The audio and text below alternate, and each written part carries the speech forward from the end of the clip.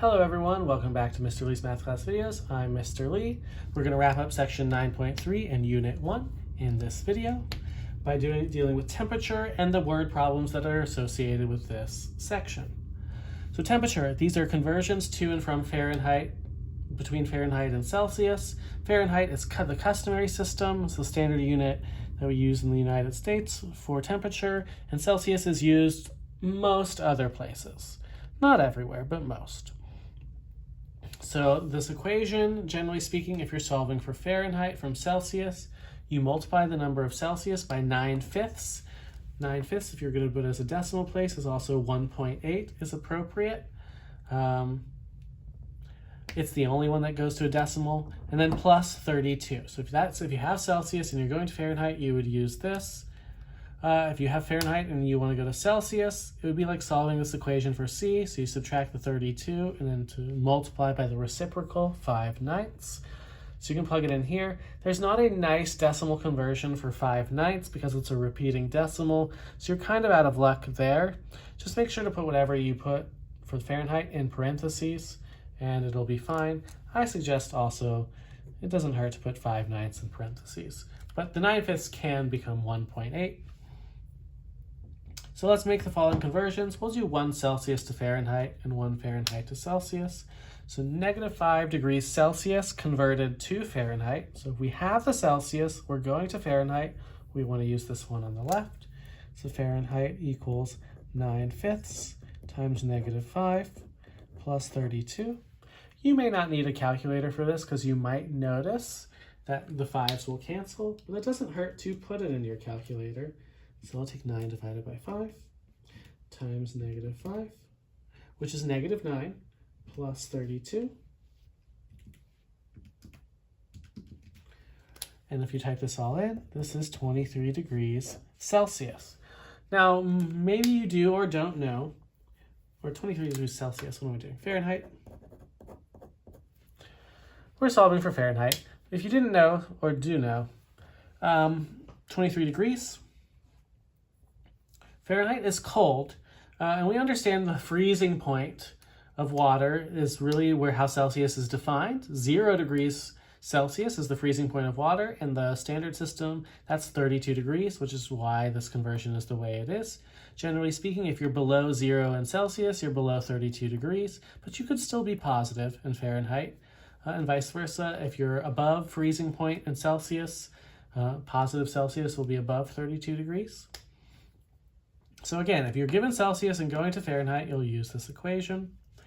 If you're doing the opposite, if you're given Fahrenheit and going to Celsius, you can use the other version. So let's convert this 54 degrees in C to Celsius, and then I'll leave the others for you to practice. So Celsius equals 5/9 times our Fahrenheit, 54 degrees, minus 32. Now you can always clean this up, 5/9 times 22, if you want to clean up the subtraction on the inside. This is approximately 12.22 degrees Celsius. I remembered this time what we were going to. So you might see 12.22 degrees and you're like, ooh, that's cold. But in reality, it's 54. It's a little chilly by American standards. But you have to pay close attention to what version of unit of measurement your temperature is actually in.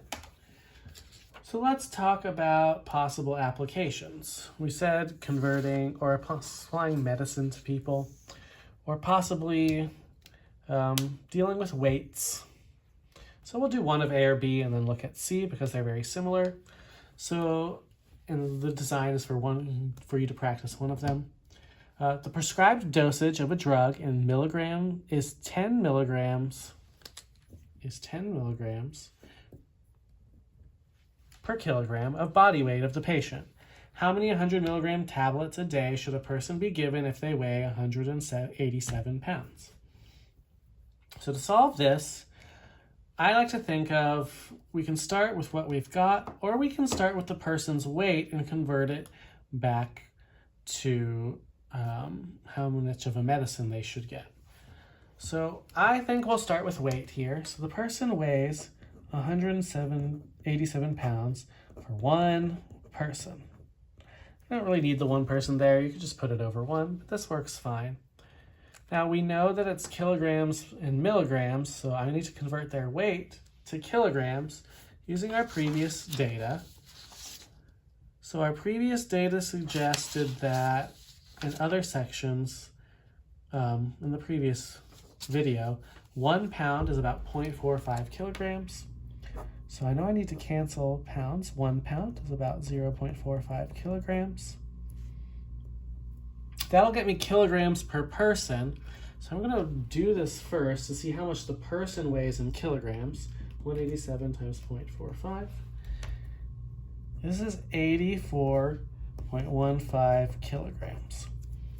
Now the reason I want to stop here for a second is to tell this is their weight, and I have to convert it to the number of milligrams per kilogram that they're receiving. I know per kilogram of weight, they should be receiving 10 milligrams of medication. So when I multiply that, that's 841.5 milligrams of medication per day, which is great. It tells me how much medicine they should receive. Now the problem here is it's actually asking how many 100 milligram tablets should they receive per day. So right now this person should receive 841.5 milligrams per day. I need to convert that into the number of 100 milligram tablets. So the cleverness here is to say that my denominator is 100 milligrams and my numerator is 1 tablet, because they're actually asking about tablets. So we converted from weight to amount of a medicine to the number of tablets of medicine that we're using, which is really going to take the 841.5 and divide it by 100. So that's 8.415 tablets per day. Now I might have you round it to a whole number and be like, oh, take 8 tablets a day. But this is the idea behind it. These are relatively complicated, but you come across them all the time. Most medications that are prescribed based on the weight of the target to see what kind of effect it will capture. So that's something really important for people in nursing, or possibly anyone who's trying to self-dose a medication and trying to convert how many of a pill they should be taking themselves. It's really helpful so you don't over or underdose on the medicine you're taking. B is very similar. It's just slightly different weights, slightly different amount of milligrams, still an is. So sometimes you get word problems and they're really easy. Jennifer bought 10 items from the grocery store that totaled to 4 kilograms. When she was checking out one of her items, her bananas weighed 570 grams. How many kilograms did the rest of the items combine to weigh? So we know that the total was 4 kilograms. It says the bananas are 570 grams, but it wants the rest, so we know that we have to subtract. So total minus bananas is the rest. But we want them to be in a similar unit, so this is 4 kilograms.